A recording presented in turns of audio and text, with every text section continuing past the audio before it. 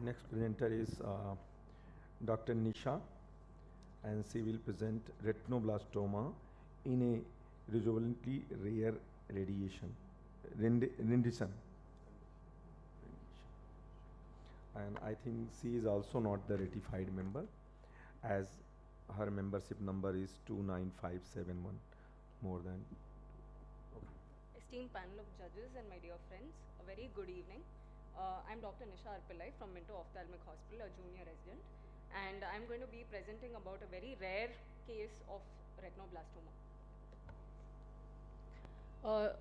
Case of retinoblastoma in adults over the age of 20 are very few and far in between. And as per literature review, only 45 cases have been reported as of 2016. And the biggest challenge that we encounter in managing adult RB is coming at the right diagnosis. So owing to the extreme rarity of this condition, it often remains undiagnosed or misdiagnosed, which in fact delays the treatment for a condition that requires immediate attention. So two possible explanations have been cited for the development of adult RB, and there's either de novo, where it comes, there's a malignant transformation of embryonal retinal cells, or there's an oncogenic mutation of an otherwise quiescent or aborted RB, or a pre-malignant lesion such as retinocytoma. So a 26-year-old female from Mysore presented to us with complaints of pain, intermittent swelling, and loss of vision in the right eye since 3 years. In 2021, the patient was evaluated in Mysore, and B scan was done, which showed features of vitreous hemorrhage and chronic RD. The CECT corroborated the findings, and similar symptoms also followed in 2023. And the patient was evaluated in a different center in Mysore, and CECT orbits were again repeated because clinically they were suspecting orbital cellulitis. And CECT showed features of retroorbital fat stranding and also right optic nerve thickening. The patient was managed conservatively for raised IOP and then referred to us for further evaluation and management. So this is the clinical profile of the patient. So the right eye, it was a PL negative eye with a ciliary staphyloma, and there was also a swelling in the inferotemporal aspect, the origin of which could not be made out. And the anterior chamber was filled with fibrinous exudates and also blood clots. The left eye was within normal limits, and this is a B scan image of the right eye. So since the patient was a case of painful blind eye and the diagnosis was still not known to us, enucleation was planned after obtaining informed consent, and the enucleated specimen was sent for histopathological evaluation. And the gross cut section showed grayish-white areas, and histopathology showed round blue cells with extensive areas of necrosis, and tumor was seen infiltrating the sclera as well, and even there was optic nerve involvement. Very few rosettes were seen, and a final diagnosis of high-grade, poorly differentiated RB was made. Immunohistochemistry was done, which was positive for synaptophysin and also neuron-specific enolase, which actually ratifies the diagnosis. And it was negative for chromogranin, desmin, LCA, and cytokeratin. All these are to exclude other differentials, which include lymphoma, leukemias, and also rhabdomyosarcoma. Ki67 was 80%, and genetic evaluation had actually shown that the patient was negative for RB1 gene mutation.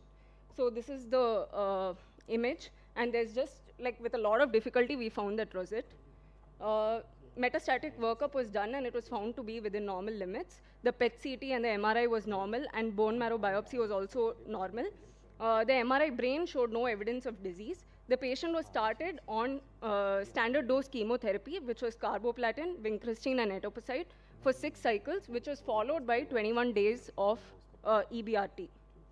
The patient was classified as IRSS stage 2 or ICRB group E, and because of the high-risk features, the patient had been initiated on chemotherapy.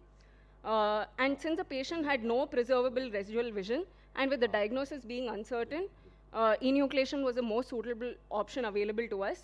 And it also helped in formulating a histopathologically confirmed diagnosis, which played a very important role in this case to plan the rest of the treatment. And of course, long-term follow-up is very much necessary in this patient in order to detect metastasis or the involvement of the other eye.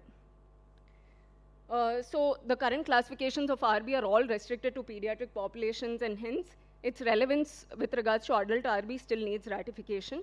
And in a case series by Zhu et al., which to my knowledge is the largest number of patients in a single case series, about 6 patients. So in that, 4 patients with ICRB-C and 2 patients with ICRB-D group had undergone lesser aggressive treatment approach in the form of transpupillary thermotherapy, and also plaque brachytherapy and local resection. And only one patient in that ended up with enucleation, which shows great promise in globe salvage procedures, provided the disease is identified earlier in its course. And a SEER-based population analysis using propensity score matching revealed that adult RB has worse survival than pediatric cases. So because of the multifarious presentations which are associated with retinoblastoma in adults, coming to a straightforward diagnosis is a very big challenge, and it is further convoluted by exceptional scarceness of this entity in adults and also other impediments in diagnosis, because typical features such as calcifications are lacking. And therefore, a high index of clinical suspicion is a must while dealing with such cases, especially painful blind eye, which is unexplained. And this underscores the very important need for adjunctive HPE.